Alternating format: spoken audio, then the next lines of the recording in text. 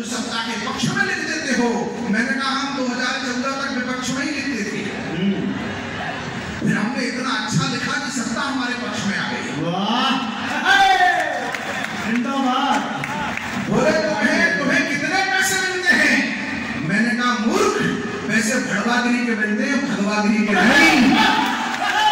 ये तो वो रंग है जो देशभक्तों को चढ़ नहीं सकता, देशभक्तों को चढ़ नहीं सकता, देशभक्तों का कभी उतर नहीं सकता।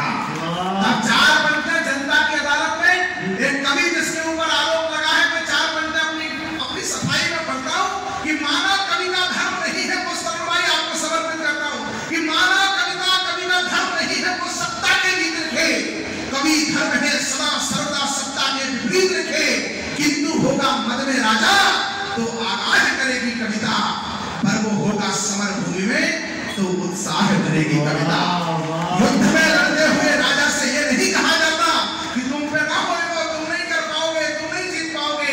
अगर राजा युद्ध में है, राजा अलकायदा से, चीन से, अमेरिका से, पाकिस्तान से और देश के अंदर के दुश्मनों से एक साथ लड़ रहा है, तो फिर कवि का कर्तव्य है कि वो कहे कि 4 बांस 24 गज अंगुल अष्ट प्रमाण, ताऊ पर सुल्तान है मृत्यु के चौहान। तब निवेदन करता हूँ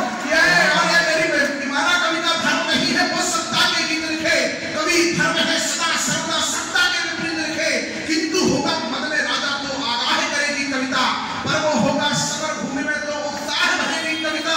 यह भूषण की परंपरा है, यह भूषण की परंपरा है। कालिदास का कर्म यही, 76 साल सा शासक हो तो फिर कविता का धर्म यही। 76 साल पहली बार हमने देखा है कि दीपावली आएगी, अभी दीपावली के दिए प्रधानमंत्री आवास में नहीं जलाए जाएंगे, सीमा पर सरहदों पर जाकर के आप सबकी तरफ से जब देश का प्रधान सैनिकों के साथ दीपावली मनाता है तो एक कवि भी उसके पक्ष में खड़ा हो जाता है। हमने पहली बार देखा कि चंद्रशेखर आजाद जी के जन्म स्थान पर 70 वर्षों में कोई प्रधानमंत्री गया हो, और तालियां तो आप इस बात पर उठे कि कुंभ तो हमने कई देखे थे, लेकिन कुंभ के बाद कुंभ में सफाई करने वाले सफाई श्रमिकों के चरण पखारते हुए पहली बार प्रधानमंत्री को देखा। तब मुझे लगा कि बाबा साहब अम्बेडकर के सपनों को पूरा करने वाला भारत में प्रधान बेटा है। तब निवेदन करना चाहता हूँ, किसी ने कहा कि हमारी संख्या बहुत है, हमारी संख्या बहुत है, हम बहुत ताकतवर हो रहे हैं। मैंने 4 बंदर नहीं जितने सनातनी साहू जी के मेले में बैठे हो उन तक पहुंचाना चाहता हूँ। आगरा की वह घटना इतिहास का उदाहरण है कि एक संत को एक शहंशाह ने गिरफ्तार कर लिया, लाखों बंदरों ने तब उन पर हमला कर दिया और तब तक जनजीवन अस्त व्यस्त रहा, तब तक कि बाबा को मुक्त नहीं कर दिया गया। मैं 4 मंत्र सुनाता हूँ जिनको ये भ्रम लगता हो और जो हमें संख्या बल से डराने की कोशिश करते हो, उन तक 4 मंत्र निवेदन करता हूँ कि रहने वाले गिरी कंदरा के अंदर भी लड़ जाते हैं।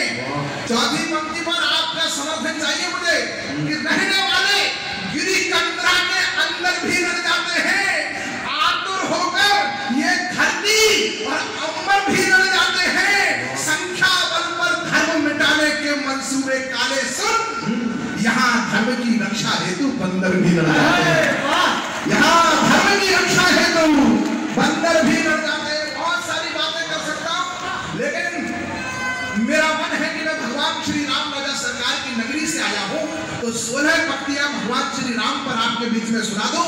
एक बार तो भाई साहब कहां चले?